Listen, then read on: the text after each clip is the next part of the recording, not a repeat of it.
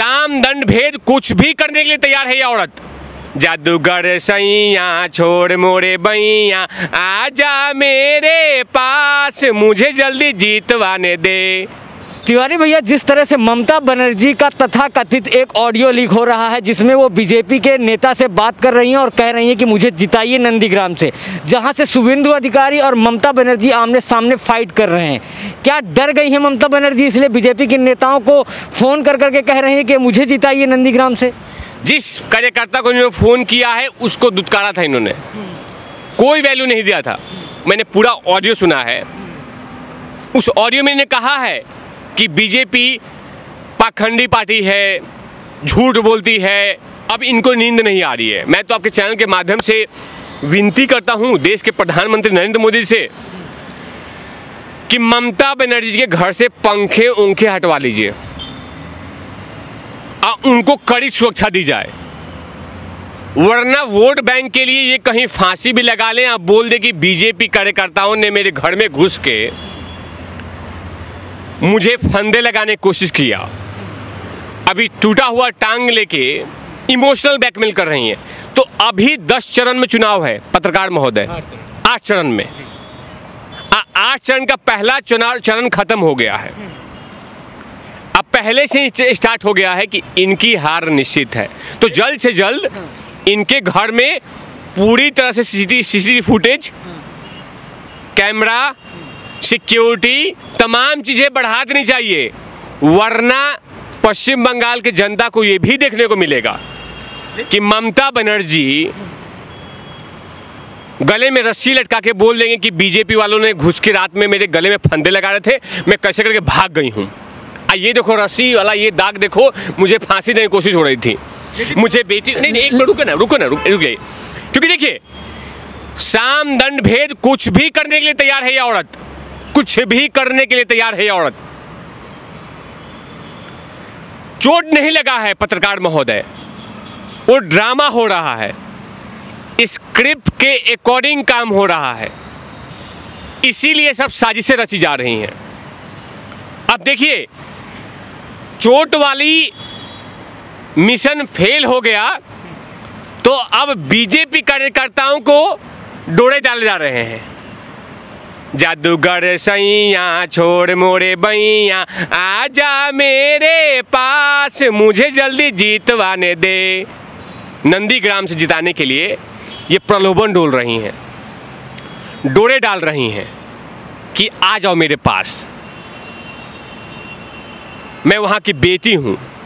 अच्छा, अब वहाँ का बेटा नहीं था वो, जिस बीजेपी कार्यकर्ता को आपने फ़ोन किया था, दुत्कारा था, लात मारा था, आज बोले आपके लिए इंपॉर्टेंट हो गया, क्योंकि कहीं ना कहीं सत्ता की सिंहासन डोल रहा है, खत्म हो रहा है। पहले चरण में दिख गया कि बीजेपी को प्रचंड समर्थन मिल रहा है। मैंने बहुत सारे वीडियोज देखे हैं जिसमें टीएमसी के सामने, उनके स्टेज के सामने, पोलिंग बूथ के सामने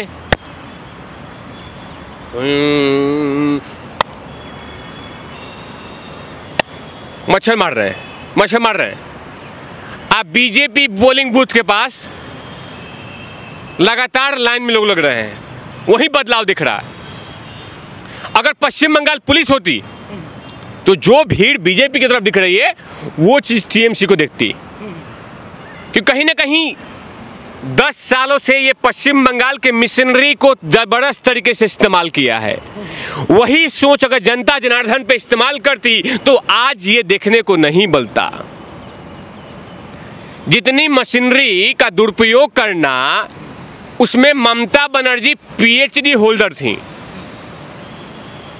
कैसे जनता का तेल निकालना है, कैसे इनको खत्म करना है, परेशान करना, इसमें तमाम मशीनरी का दुरुपयोग हुआ है। और आप इंटेलिजेंट पत्रकार हैं, आप पश्चिम बंगाल भी गए थे। आज़ादी है क्या वहाँ पे? नहीं है। वहाँ कितने ऐसे औरतें बोल रही हैं कि अभी हम नहीं कहेंगे, आप बाद में पूछिएगा, हटाइए माइक, अभी हम नहीं कहेंगे कुछ। क्यों? डर है कि जैसे उन्होंने बयान दिया कि हाँ यहाँ से ममता को भगाना है तो टीएमसी के गुंडे पीछे पड़ जाएंगे, पकड़ पकड़ पकड़ पकड़, यही औरत थी, और उसकी आंख फोड़ देंगे ये लोग।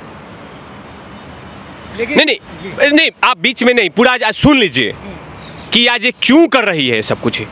इसका एक ही मकसद है कि मुझे बाई हुक और बाई क्रुक मुझे बंगाल के सिंहासन पे दोबारा बैठना है, तिबारा बैठना है।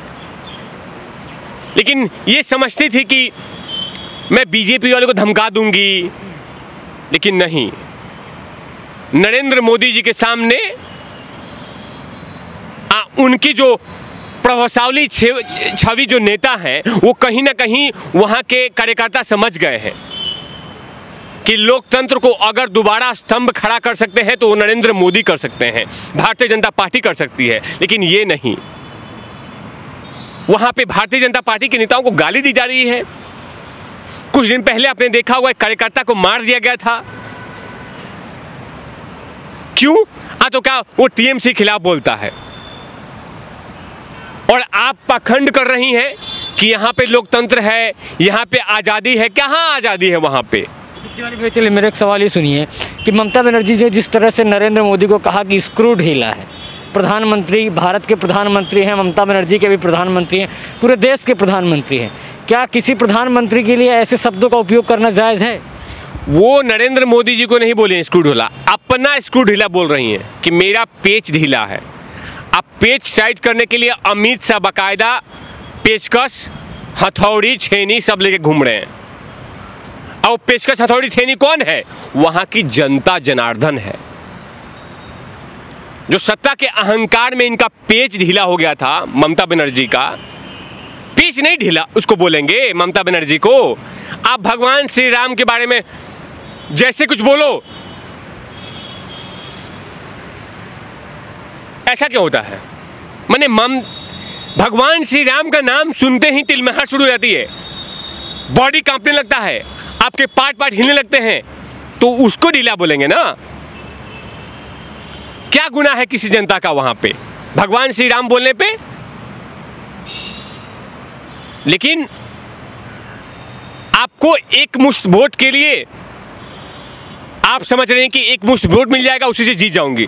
नहीं, वो भी एक मुश्त वोट बोल चुका है कि अब पश्चिम बंगाल में बदलाव चाहिए, हम थक चुके हैं आप जैसे औरत का चेहरा देखा हुआ।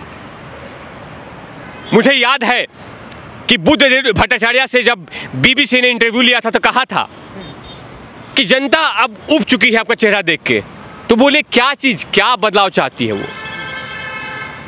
तो वहां पे विकल्पिक ढूंढ रही है। तो बोलिए विकल्पिक तो हम ही हैं, हम बेहतर हैं। लेकिन क्या हुआ अंत में? वहां ममता बानो बनी। अब वो भी क्या किया? खाली झंडे का कलर चेंज किया। टीएमसी का झंडा जो था, सॉरी, जो वामपंथ का झंडा चेंज करके टीएमसी आया। मुख्यमंत्री का चेहरा बदल के मेल से फीमेल हुआ। लेकिन जो सोच थी, जो प्रोपेगेंडा था, वही था। नहीं, एक मिनट, वही था। तो इसीलिए जनता बोल रही है कि नहीं, अब आप लोग ने मूर्ख बनाया। 34 साल वामपंथ ने और 10 साल टीएमसी ने। तो ये मूर्ख जो बनाने का 45 साल, एक 45 साल किसी राज्य के लिए बेहतर साल होता है कि मजबूत बनाने के लिए। लेकिन आप लोगों ने, मैंने बहुत सारे वीडियो देखे हैं जहाँ पे गरीबी झकझोर रही है पश्चिम बंगाल में, गाँव में कोई विकास नहीं हुआ है। सिर्फ विकास यही हुआ है, पत्रकार महोदय, विधायक टीएमसी के, सांसद टीएमसी के और ममता बनर्जी के भतीजे अभिषेक बनर्जी का, तीनों का विकास हुआ है। तो टीएमसी का मतलब कि विकास, और वो भी किसका? विधायक, सांसद और मुख्यमंत्री के भतीजे, 3 लोगों का विकास हुआ है। लेकिन तिवारी भाई एक बात ये बताइए, इस समय एक सोशल मीडिया पे पोस्ट बहुत वायरल हो रहा है, उसमें कहा जा रहा है कि ममता बनर्जी बहुत सारे कागजात में आग लगा रही हैं। कौन से कागजात है? अगर सोशल मीडिया की माने, अगर कागजात में आग लगा रही हैं, कौन से कागजातों में आग लगा रही होंगी आपकी नज़र से? देखिए, डेवलपमेंट पश्चिम बंगाल में हुआ है, ये मैं बोल रहा हूँ, खूब हुआ है, इतना जमकर हुआ है कि पूछिए मत। लेकिन जमीन पे नहीं, जमीन पे नहीं, कागज के पृष्ठभूमि पे, पेपर के पृष्ठभूमि पे विधायकों के अकाउंट में, सांसदों के अकाउंट में, अभिषेक बनर्जी की बीबी के अकाउंट में, अभिषेक बनर्जी के साली के अकाउंट में विकास हुआ है पश्चिम बंगाल में। उसी पृष्ठभूमि को, जमीन को नहीं जला सकते ये लोग, तो उस कागज को फाड़ा जा रहा है, जलाया जा रहा है, क्योंकि बीजेपी ने कहा है कि एक एक पाई का हिसाब देना पड़ेगा ममता बनर्जी, एक एक पाई का। जो भ्रष्टाचार का अंबार पश्चिम बंगाल में लगा हुआ है, जो आए दिने बड़े बड़े घोटाले हुए हैं, तो वो जमीन पे नहीं हुए हैं पत्रकार महोदय, पृथ्वी पे नहीं हुआ है, वो हुआ है कागजों पे। पुल बन गया 3000 करोड़ का, पुल पे बन गया, ड्राइंग हो गया। विधायक, सांसद, ममता बनर्जी के भतीजा, भतीजी, साली, सरहज, बुआ, चाची, ताई, भाई, सब पे विकास हो गया उनका, उस पुल का। तो उस पेज को फाड़ा जा रहा है, उस पेज को जलाया जा रहा है, उस फाइलों को जलाया जा रहा है कि बीजेपी आएगी तो आपको जेल में डालेगी, क्योंकि आपने बंगाल के जनता को धोखा दिया है। बंगाल ने जिस चीज़ को चुना था, उस चीज़ को आपने डिलीवरी नहीं किया, आपने दिया ही नहीं। जनता ने आपको विकास के लिए वोट दिया था, आपने नहीं किया। विकास किया भी तो टीएमसी के नेताओं का। जनता ने दिया था वोट आपको न्याय करने के लिए, लेकिन न्याय आप करती अपने भतीजे का। महिलाओं का सम्मान करने के लिए दिया था, लेकिन महिलाओं का सम्मान जनता का नहीं हुआ। महिलाओं का सम्मान हुआ अभिषेक बनर्जी के भाई का, उनके बहन का, उनकी साली का, उनकी बीबी का। तो जनता ने देखा है कि कहीं ना कहीं अब बदलाव की आवश्यकता है। इसीलिए जो प्रथम चरण में जनता निकल के बाहर आई है, अब प्रचंड तरीके से भारतीय जनता पार्टी को हाथों हाथ लिया है। इंतजार कीजिए 8वें चरण तक ममता बनर्जी हो सकता है कि 5वें चरण में या 3रे चरण में या 6ठे चरण में वो गले में फंदा लटका के भी बोलेंगी कि ये देखिए, अभी दिखा रही थी ना पैर वाला, अब गले में रस्सी वाला दिखाएगी कि रस्सी से नोचा गया था।